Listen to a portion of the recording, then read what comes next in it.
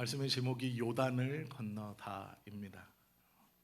요단강을 건너는 이스라엘 백성들에게 하나님께서는 여러 가지 작은 에피소드들을 일어나게 하십니다.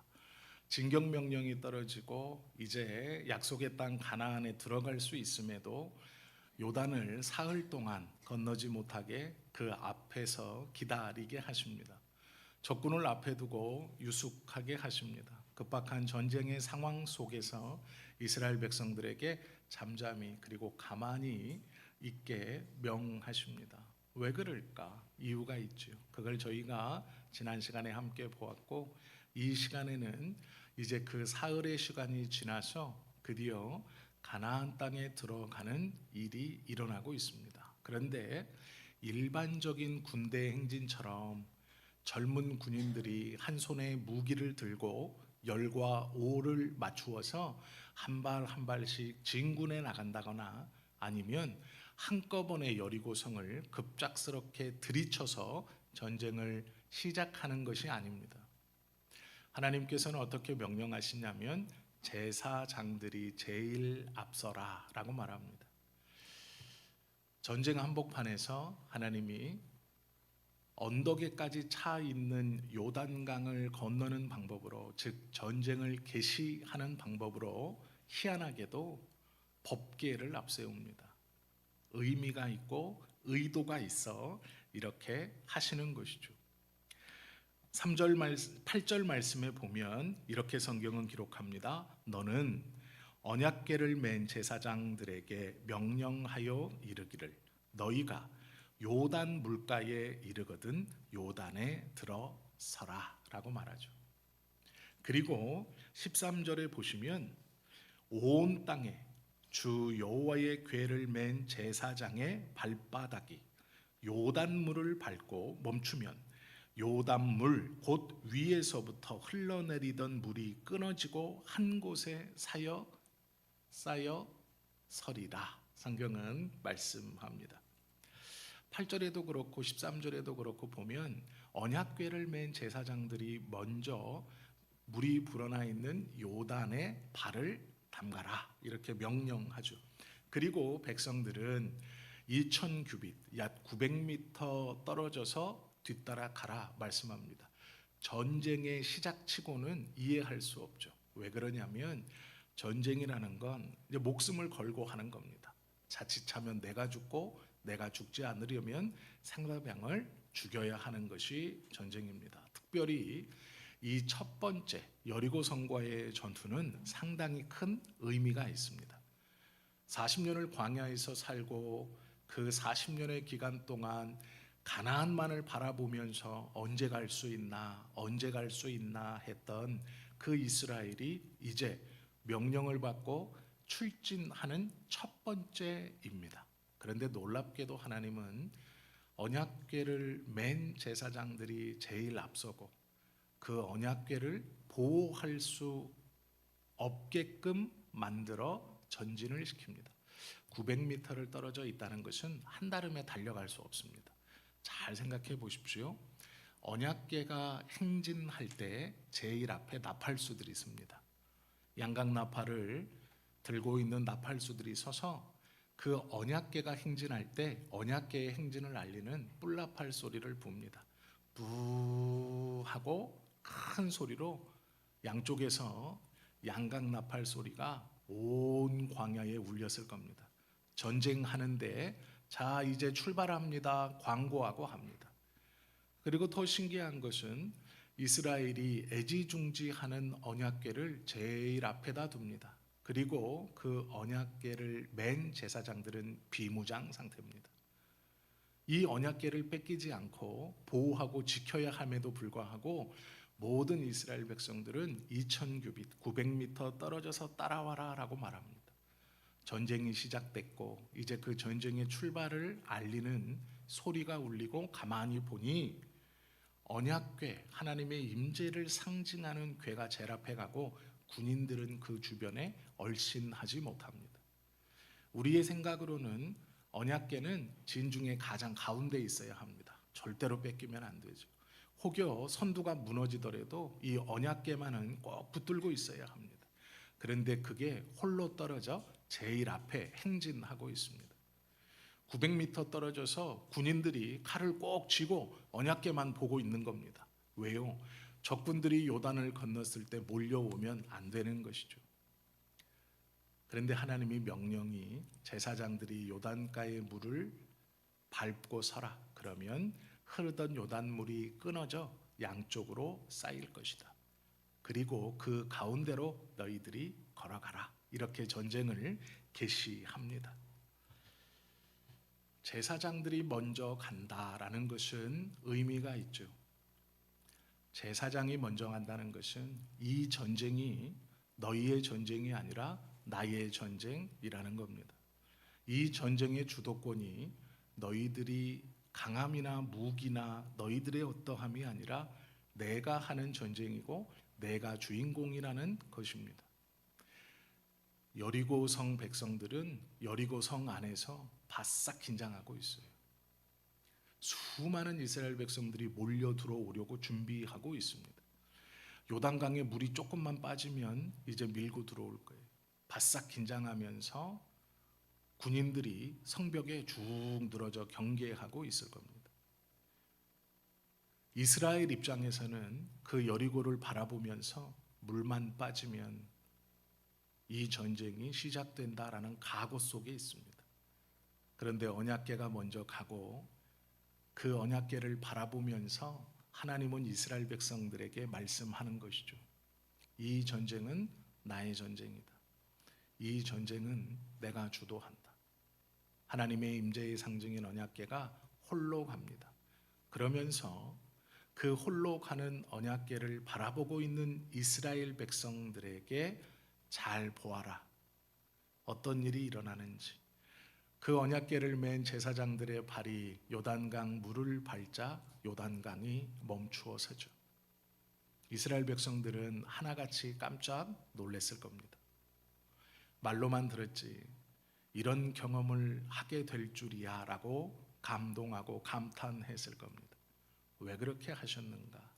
이 전쟁은 나의 전쟁이기 때문입니다. 이 가나안 정복 전쟁은 하나님이 주인공이시기 때문입니다. 전쟁의 개전 그것을 이스라엘 백성들에게 보여주십니다. 이유가 있어요. 찬양하게 하기 위해서입니다. 목숨을 내놓는 긴박한 전쟁 가운데 들어가는 겁니다. 내가 죽든 상대방이 죽든 나는 멀쩡해도 내 자식이 죽을 수도 있고 내 아버지가 죽을 수도 있습니다. 아니 어쩌면 내 형제가 죽을 수도 있습니다. 전쟁이구나. 손을 꽉 쥐고 전쟁이구나 라고 하는 그 긴장 가운데 하나님께서 제사장을 먼저 보내어 요단물을 끊어 세우십니다. 그 놀라운 광경을 보았을 때 온 이스라엘은 하나님을 찬송했을 겁니다. 전쟁은 시작도 안 했는데 요단강이 끊어지는 기적을 보면서 그들은 하나님을 찬양했을 겁니다. 기뻤을 겁니다. 전쟁 이긴 것 같고 가나안 땅 다 정복한 것 같았을 겁니다. 생각하지 못했던 놀라운 기적을 눈앞에서 보고 있기 때문에 그렇습니다. 하나님께서 의도하신 것이 그것이에요. 이 전쟁은 나의 전쟁이다. 내가 주인공이다. 그리고 내가 어떻게 하나 보아라. 요단물을 끊게 하십니다. 이스라엘은 당연히 환호했겠죠. 이것을 하나님의 생색내기라고 합니다. 자, 잘 봐. 내가 주인공이야. 내가 뭘 할 수 있는지 보여줄게. 물을 끊어낼 수 있지. 너희들은 할 수 없는 것 나는 할 수 있지. 내가 누구야? 내가 하나님이야. 내가 너희들의 하나님이야 라고 하나님이 지금 생색내기를 하십니다. 왜 하나님이 생색내기를 할까요? 이스라엘로 마땅히 찬양할 자가 누구인가를 다시 기억나게 하시기 위해서예요. 하나님께서 법궤를 먼저 보내시면 내가 하나님이다 라는 말이에요. 그리고 그렇게 하시면 생색을 내는 거예요. 내가 이 전쟁의 주인공이지. 내가 이 전쟁을 하고 있지 라는 말씀이에요. 왜 그럴까? 찬양하게 하기 위해서. 마땅히 너희들은 찬양해야 하는 사람들이다 라는 것을 깨닫게 하기 위해서예요. 찬양을 하지 못하면 두 가지의 결과가 됩니다. 첫 번째는요, 확신이 없어요. 전쟁에 임하면서 하나님께서 그 역사를 보여주지 않았다면 이스라엘 백성들은 불안했을 겁니다. 내가 죽을지도 모르지. 그러나 요단강을 마르게 하시는 이 역사를 통해서 이스라엘 백성들은 확신했어요. 이 전쟁 이겼다. 이 전쟁 끝났다. 가나안 정복 아무것도 아니다. 요단강이 끊어지는 놀라운 기적을 개전 초기부터 보고 시작하는 전쟁 어떻겠습니까? 상대방의 입장에서 전쟁이 개시되고 이제 쳐들어올 것 같은데 요단강을 끊고 마른 땅을 건너오는 이스라엘 백성들을 보는 여리고성의 병사들의 입장은 어떻겠습니까? 이 전쟁은 졌다라는 거죠. 그 전쟁의 주인공이 하나님이다라는 겁니다. 소요리 문답 제1문답은 사람의 존재 이유가 무엇입니까? 라고 물어요. 우리 인간의 존재 이유가 무엇입니까? 답을 다 아시죠? 사람의 존재 이유는 하나님을 영화롭게 하기 위해서입니다. 하나님을 영화롭게 한다는 말이 무엇입니까? 하나님을 찬양한다는 것입니다. 하나님께서는 이스라엘 백성들에게 약속의 땅에 들어가기 전 하나님을 찬양하게 하십니다. 환호성 치게 하십니다. 기뻐하게 하십니다. 여호와로 인하여 기뻐하게 하시고 여호와로 인하여 찬양하게 하십니다. 이것이 하나님의 방법이고 하나님의 은혜입니다. 전쟁에 앞서 언약궤를 맨 제사장들이 앞서간다라는 것 또한 큰 의미가 있죠. 성경을 잘 보시면요, 17절 말씀에 이렇게 기록되어 있습니다. 여호와의 언약궤를 맨 제사장들은 요단 가운데 마른 땅에 굳게 섰고, 처음에는 앞서가다가 900m 뒤따라오는 이스라엘 군인들을 기다립니다. 백성들을 기다립니다. 왜 기다립니까? 마른 땅으로 인도해서 요단을 건너게 하기 위해서입니다. 그 모든 백성이 요단을 건너기를 마칠 때까지 모든 이스라엘은 그 마른 땅으로 건너갔더라. 이것이 제사장의 일입니다. 무슨 일? 이스라엘 백성들을 마른 땅으로 건너게 하는 일, 이스라엘 백성을 마른 땅으로 인도하는 일입니다. 제사장들이 요단강 가운데 서 있습니다. 그리고 건너가는 이스라엘을 보면서 어떤 생각을 했겠습니까? 하나님의 역사가 이제 이루어질 겁니다. 속으로 생각했을 겁니다. 이스라엘 백성들아, 걱정하지 마라. 우리가 지금 경험하고 있지 않느냐? 요단강을 끊어지게 하시는 하나님, 마른 땅을 건너가게 하시는 하나님이 우리의 하나님이다 라고 건너는 이스라엘 백성들을 보면서 그 눈으로 그들을 응원하고 하나님의 역사를 증거하고 있는 것이죠.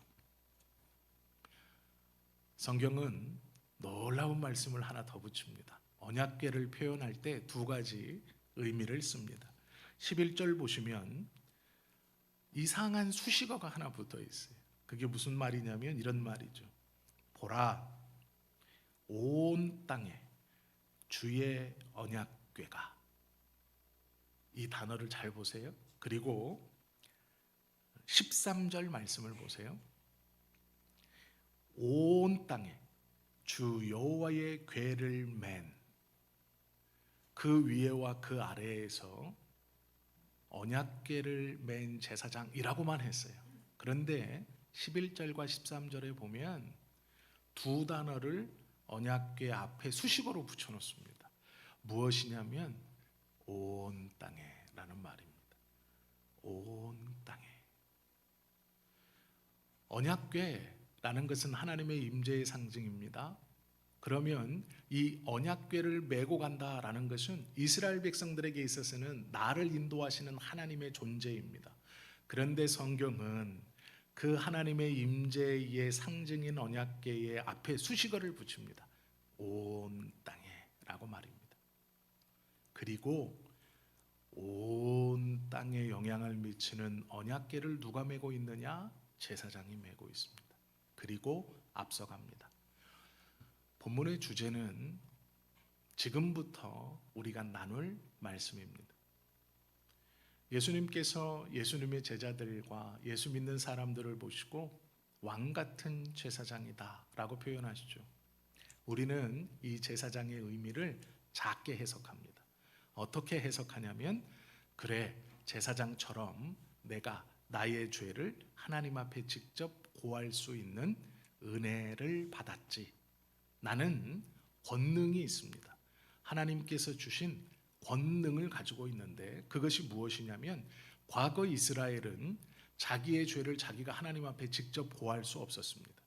오로지 제사장들을 통해서 예물을 들고 가서 그 제사장들이 예물을 각을 뜨고 피를 냈고 살과 뼈를 발라서 하나님 앞에 온전히 사르고 드린 후에 너의 죄가 사해졌다라고 선언받으면 내 죄가 사해졌다라고 믿었습니다. 제사장은 이스라엘 백성들의 죄를 끌고 하나님 앞에 나가는 사람입니다. 예수님이 온전한 대제사장이 되어 자기의 육신을 하나님 앞에 제물로 드리며 온 땅의 모든 이들의 죄를 하나님 앞에 대신 속죄하셨다라고 말하죠. 그런 예수님이 우리 보고 뭐라고 그러냐면, 너희도 왕 같은 제사장이다라고 말합니다. 그래서 우리 개혁교회 교인들은, 그렇지, 나는 이제 누군가를 통하지 않고 내 스스로 하나님 앞에 나의 허물과 죄를 직접 구하고 용서를 빌 수 있지. 그러면 하나님께서 나의 죄의 고백을 들으시고 사죄, 용서하여 주시지. 이것이 예수님의 십자가의 보혈의 능력입니다. 이것이 제사장의 권위입니다. 담대히 하나님 앞에 죄인된 자신이 자신의 죄를 스스로 끌고 나갈 수 있는 것, 이게 권위입니다. 그런데 놀라운 것은 하나님께서 제사장이 해야 하는 일이 무엇인가를 오늘 여호수아 3장에서 보여주십니다. 즉, 우리가 생각하는 나의 죄를 하나님 앞에 끌고 나가는 제사장의 역할뿐만 아니라 원래의 제사장이 하는 일이 무엇인가, 우리가 원래 감당해야 하는 일이 무엇인가를 오늘 본문에서 말씀해 주고 있습니다. 무엇입니까? 대제사장, 제사장이 하는 역할입니다. 즉, 하나님을 믿는 사람들은 앞서가 뒤따라오는 사람들에게 마른 땅을 건너게 할 의무가 있다는 것이죠. 저와 여러분들이 그리스도를 붙들고 앞서가 우리의 뒤를 따라오는 사람들에게 이정표가 되어야 합니다. 어디로 가야 하는지, 어떻게 살아야 하는지, 무엇을 붙들고 가야 하는지를 먼저 믿은 우리가 제사장이 되어 하나님을 붙들고 살아가는 우리가 이 제사장들처럼 마른 땅으로 걸어갈 수 있도록 그들을 인도해야 한다라는 것이 첫 번째입니다. 하나님을 믿는 우리들이 마음속에 가져야 할 것이 무엇인가? 세상의 사람들을 마른 땅으로 걸어갈 수 있도록 이정표가 되어야 합니다. 하나님은 우리만의 하나님이 아니에요. 온 땅의 하나님입니다. 모든 사람의 하나님이에요. 우리는 나의 죄뿐 아니라 성경에서 기록된 대로 온 땅의 주의 언약궤의 영향력, 즉 하나님의 임재가 온 땅에 미치고 있으니 그 하나님을 붙들고 살아가는 우리들은 마땅히 왕 같은 제사장으로 많은 이들, 모든 이들을 마른 땅으로 건널 수 있도록 안내하는 역할을 감당해야 합니다. 그것이 우리의 제사장의 역할이에요. 내 죄를 끌고 하나님 앞에 직접 고백하는 것뿐 아니라 다른 모든 이들에게 마른 땅을 건널 수 있도록 안내하는 것이 우리의 역할입니다. 그러면 우리가 만나고 관계를 맺는 모든 사람들의 관계 속에서 우리가 어떻게 살아야 하는가? 마른 땅이 어느 곳이고 마른 땅이 무엇이고 하나님께서 어떻게 역사하시는가를 증거하며 살아가야 한다라는 것이죠. 이스라엘은 온 땅에 하나님을 증언하고 하나님의 말씀을 선포하는 삶을 살아야 합니다. 우리도 마찬가지입니다. 온 땅에 주의 언약궤에 영향력이 미친다면 그 하나님을 붙들고 살아가는 우리도 제사장처럼 마른 땅으로 그들을 인도해 내야 한다라는 것이죠. 그것이 제사장의 사명입니다. 우리의 사명이고 우리가 해야 하는 일입니다. 그런데 조건이 있습니다. 하나님의 언약궤를 메고 요단을 끊고 이스라엘 백성들을 마른 땅으로 인도하기 위해서 온 땅에 언약궤를 맨 제사장의 역할을 우리들이 잘 감당하기 위해서 우리가 예수 그리스도로 말미암아 구원을 얻고 그 구원 가운데 하나님께서 주신 은혜의 능력을 사용하며 살아가기 위해서 조건이 있습니다. 우리는 그 조건을 너무 가볍게 여깁니다. 그래서 온전한 제사장으로 살아가지 못한다라는 것이죠. 그 조건이 무엇이냐? 5절입니다. 여호수아가 또 백성에게 이르되 너희는 자신을 성결하게 하라.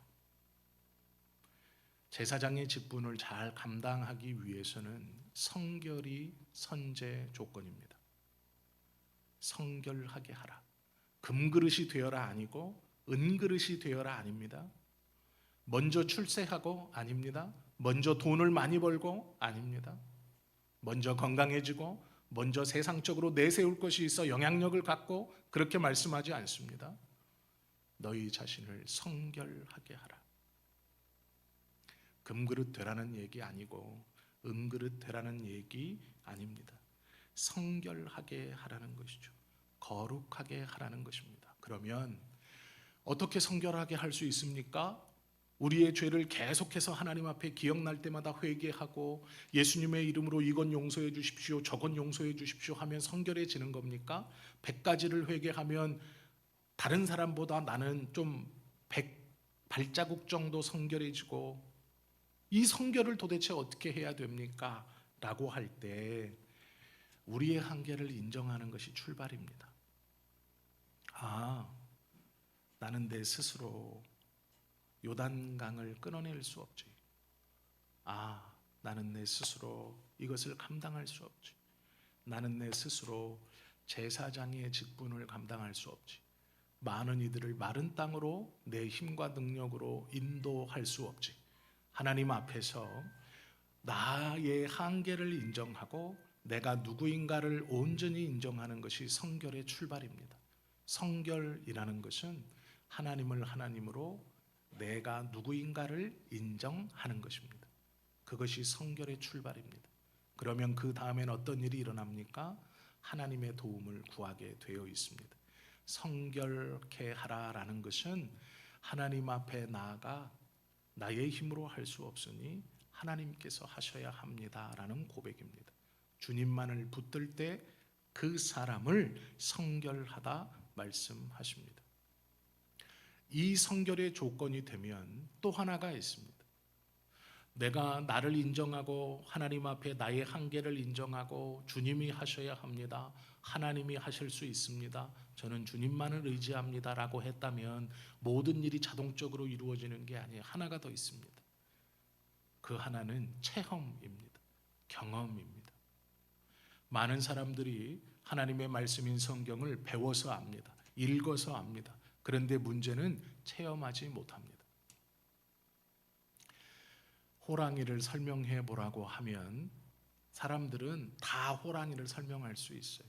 어떻게 생겼는지, 어떻게 우는지 우리는 다 호랑이 권사님 한번 설명 한번 해보세요. 그러면 호랑이가 어떤지 모든 권사님들은 다 설명할 수 있어요. 모든 성도님들 다 설명할 수 있습니다. 주일학교 아이들 다 설명할 수 있어요. 아진이한테 아진아 호랑이 어떻게 생겼어? 그러면 다 설명할 수 있어요. 호랑이가 어떻게 생겼습니까? 라고 물으면 TV에서 호랑이를 본 사람도 설명할 수 있고 그림책에서 본 사람도 설명할 수 있고 호랑이를 사육했던 사람도 설명할 수 있어요. 그런데 호랑이가 어떻습니까? 설명을 부탁했을 때 진짜 호랑이를 설명할 수 있는 사람이 누구냐면 호랑이 사냥꾼이에요. 호랑이와 직접 목숨 걸고 내가 죽지 않으면 내가 널 잡아야 된다라고 호랑이 사냥을 했던 사람들에게 호랑이를 설명해 보세요라고 하면 가장 잘 설명할 수 있어요. 왜요? 같이 뒹굴었기 때문이에요. 치열하게 함께 있었기 때문이에요. 호랑이 사냥꾼들에게 호랑이를 설명해 달라 그러면, 호랑이에 대해서 설명해 달라 그러면 TV로 봤던 사람이 알지 못하는 호랑이의 습성과 속속들이 다 설명해 줄 거예요.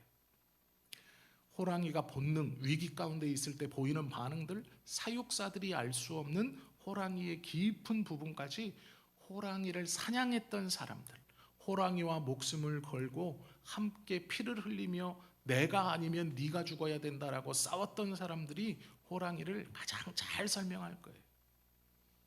왜 이 말씀을 드리냐면 하나님의 말씀에 대한 경험은 그렇습니다. 우리가 성경을 배울 수 있어요. TV에서 보는 것처럼 글로 읽을 수 있어요. 내가 성경을 읽고 깨달을 수 있는 것처럼. 그러나 그 말씀과 함께 뒹굴어 그 말씀으로 죽지 않으면 살 수 없다라는 경험을 한 사람보다 그 말씀을 더 잘 증거하거나 그 말씀을 더 잘 설명할 수 없을 거예요. 똑같습니다. 호랑이를 설명해 보세요. 호랑이 사냥꾼이 제일 잘 설명할 것처럼 하나님의 말씀을 붙들고 제사장의 역할을 감당하면서 세상의 많은 사람들을 마른 길로 인도하십시오. 그것이 예수 믿는 자이고 하나님을 믿는 자들이 이 땅을 살아가야 하는 제사장의 직무이고 우리의 일이고 사명입니다 라고 말했을 때 제가 그 마른 땅으로 사람들을 인도해 가겠습니다 라고 할 수 있는 사람, 먼저는 성결한 사람이고 자신의 한계를 인정하고 하나님께 모든 것을 맡기며 성결을 가지고 있는 사람이고, 둘째는 그 말씀과 씨름한 사람이에요. 뒹굴어 본 사람이, 고민해 본 사람이, 즉 하나님의 은혜의 체험을 강하게 가지고 있는 사람이에요. 요단의 물 넘침은 1차적인 거예요. 그건 아무것도 아닙니다. 이스라엘 백성들에게 전쟁에 앞서서 물이 넘쳐 건너가지 못한다? 제일 큰 일 같지만 그건 제일 작은 일이에요. 제일 큰 일은 무엇입니까? 하나님을 인정하는 거예요. 먼저 하나님을 인정하는 거예요. 법궤가 앞서 가는 겁니다. 아무도 도와줄 수 없고 하나님 홀로 걸어가시는 거예요. 900m 떨어져. 그걸 보고만 있어요. 하나님을 인정하는 거예요. 이 전쟁이 하나님의 것이구나. 이 전쟁의 주인공이 하나님이시구나. 그러면서 요단물이 끊어졌을 때 이스라엘 백성들은 자기도 모르게 감탄하고 자기도 모르게 환호성을 칩니다. 와! 그 환호성 속에 전쟁의 승리는 보장된 것이죠. 그리고 그 역사를 보기 위해서 나의 한계를 인정하고 하나님께 맡기는 성결의 작업과 하나님의 말씀에 대해 온 진액이 다하도록 묵상하고 씨름하며 그 말씀을 붙드는 그 경험이 구경꾼에서 어느샌가 제사장이 되어 하나님을 붙들고 세상의 요단물을 마르게 하면서 많은 사람들을 마른 길로 인도할 수 있는 진짜 그리스도인이 되는 겁니다. 진짜 신앙인이 되는 거예요. 사람들이 다 두려워서 저거 어떡하나 요단 넘치는 물을 보고 서 있을 때 하나님의 언약궤를 붙들고 그 요단물을 향해 홀로 걸어가 그 말을 마르게 할 수 있는 제사장들처럼 우리들도 세상의 고민 앞에 어떻게 해야 될지 모르는 많은 사람들에게 온 땅의 언약궤에 하나님의 은혜 아래 있다는 것을 확신하고 내가 그 하나님을 붙들고 그 요단물을 향해 담대히 홀로 걸어갈 수 있다라는 거예요. 그리고 그 요단물에 발을 담그고 하나님의 역사를 확신하면서 많은 사람들을 그 마른 땅으로 건너게 하는 것이 우리의 역할입니다. 그 역할을 하라고 불러주셨어요. 금그릇대라고 불러주신 거 아니고 은그릇대라고 불러주신 거 아니고 세상에서 출세하고 이름내고 유명해지라고 불러주신 것 아니고 그거 하라고. 우리의 가족들이 마른 땅으로 건너갈 수 있는 이정표가 되라고. 네 죄, 네가 너의 죄를 하나님께 고백하며 나아가는 그 삶으로 끝나는 삶이 아니라 다른 이들을 마른 땅으로 건너가게 하라고 우리를 불러주셨소. 이스라엘 백성들은요, 온 땅의 제사장 나라가 되어 온 땅의 제사장 나라가 되라고 불러주셨어. 마찬가지 우리도 예수님을 믿게 하신 이유는 우리로 온 땅의 제사장의 역할을 감당하며 살라고 불러주셨어요. 그래서 예수님께서 당신을 믿는 하나님의 백성들을 보시고 너희는 왕 같은 제사장이다 라고 말씀하는 거예요. 그러면 이제 우리는 그 예수님의 말씀처럼 제사장의 역할을 잘 감당해야 하겠죠. 우리 모두가 한 사람 한 사람이 학교에 있든 가정에 있든 직장에 있든 심지어 교회에 있든 내가 다른 많은 이들을 마른 땅으로 인도해가는 제사장인 거예요. 내가 이정표인 거예요. 그 속에서 하나님의 사명을 감당하며 살아가는 거예요. 그 직무를 이스라엘에게 잘 감당하라고 오늘 요단을 건너는데 법궤를 앞세워 건너게 하세요. 우리의 삶은 하나님께서 붙들고 있습니다. 그러면서 우리에게 손짓하는 거예요. 내가 먼저 와라. 네가 먼저 와라. 다 멈춰서 있을 때 네가 담대히 와라. 네가 담대히 요단으로 가라. 내가 같이 갈 것이다. 그리고 요단물을 마르게 하고 끊어지게 하고 다른 많은 이들로 그 마른 땅을 건너가게 하라. 네가 할 수 있다. 성결한 내가 말씀과 씨름하여 하나님의 역사를 붙들고 그 하나님을 의심하지 않는 내가 할 수 있다라고 우리에게 말씀하시죠. 바라고 원하기는 저와 여러분 모두가 이 제사장의 직무를 잘 감당하고 그렇게 쓰임받는 요단강에 하나님과 함께 제일 먼저 발을 담고 다른 많은 이들을 그 마른 땅으로 인도해 나아갈 수 있는 사명을 잘 감당하시는 우리 모두가 되실 수 있기를 예수님의 이름으로 축원합니다. 기도드립니다.